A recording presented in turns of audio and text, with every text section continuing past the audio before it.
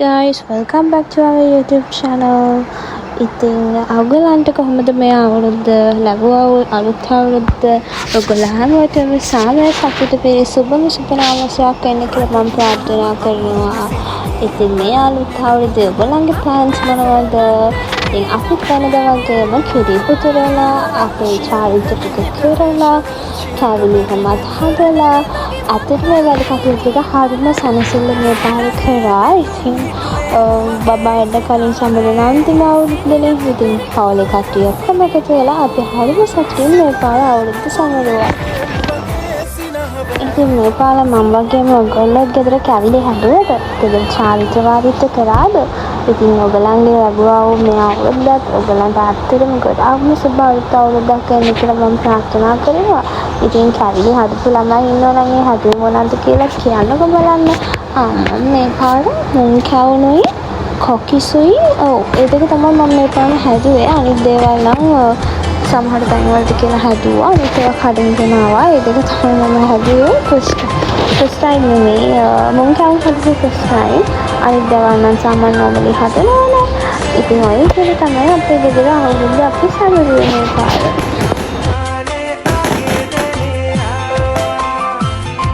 ඉතින් අලුත් අවුරුද්දට ඔයගොල්ලෝ කොහෙද ගියේ? මට නම් කොහෙවත් යන්න බැරි වුණා. මොකද ඊළඟ දවසේ උදේම මට කිරි දානකට යන්න තිබ්බා. ඉතින් ඉස්සෙල්ලාම අවුරුද්දේ පළවෙනියට මම කිරි දානයට තමයි ගියේ. ඒ ගිහිල්ලා එද්දි මට එදාම ක්ලිනික් එකට යන්න තිබ්බා. අපේ ගමේ ක්ලිනික් එකට. මේ ක්ලිනික් එකට ගියාම ෆස්ට් ටයිම් ඔන්න මට ත්‍රිපෝෂ හම්බුණා.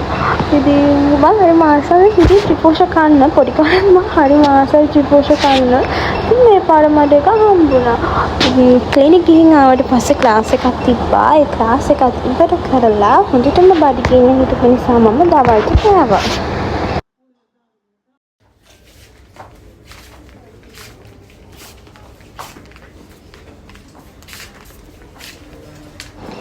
ඉතින් මේ පාර ඇත්තටම මම අවුරුද්දට කලින් shopping ගියේ නැහැ. මොකද ලොකු සෙනගක් එක shopping කරන්න තරම් මට දැන් ඇත්තටම බැහැ මහන්සි. ඒක නිසා අවුරුද්දෙන් පස්සේ තමයි මමයි අම්මී නංගි මල්ලි ඔක්කොමලා shopping ගියේ.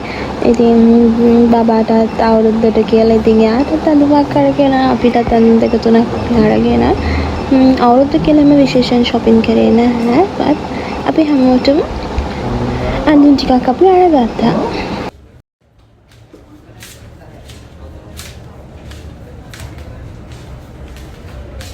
ඊට පස්සේ මම හිතුවා ගොඩ දවසකින් මම්මන් ගෙනත් හිතුවේ නැති නිසා අතටම ගිහිල්ලා පෙඩිකියර් එකක් කරගන්න. පෙඩිකියර් එකයි වැක්ස් එකටයි මම Forever Nails Spa Kiribathgoda branch එක තමයි පාංචිකට තමයි මම හැමදාම යන්නේ. ඒගොල්ලන්ගේ සර්විස් එක ගොඩාක් හොඳයි.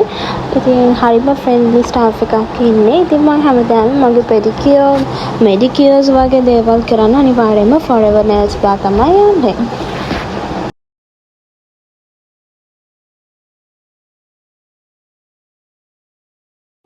ඉතින් අපි හැමෝටම අපි ගැන හිතන්න මේ වගේ වෙලාවක් වෙන් කරන්න පුළුවන් නම් කොච්චර හොඳයිද නේද?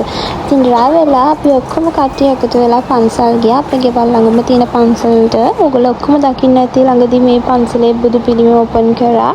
ඉතින් මේ භද්‍රාසන පිළිම වඳින්නත් එක තමයි අපි ගියේ. ඉතින් ඒ ගිහිල්ලා ආවිල්ලා හොස්පිටලෙන් මමයි දැන් ඩිසයිඩ් කරා අවුරුද්දට කවවත් ගියේ නැති නිසා එළියට ගිහිල්ලා මොන හරි කාලෙමු කියලා. ඊට පස්සේ අපි දැන් පීසා හට් එකට ගිහිල්ලා අපි දැන් ඩිනර් කාරගෙන අපි දෙන්න චුට්ටක් කතා කර කර ඉඳලා මේ දවස් කීපේ මේ විදියට කැවිලා ඉවර කරා. ඉතින් හිතලා ඔයගොල්ලෝ හැමෝම මේක එන්ජොයි කරන්න ඇති කියලා. වෙනත් දවසක අලුත් වීඩියෝ එකකින් හම්බ වෙනකන් හැමෝම පරිස්සමෙන් සතුටින් ඉන්න. ऐसी पियमा के नवतना सुरूपी बिउदु विलासी ओया बेलमट वशी हदवत पुरा मने मुगामल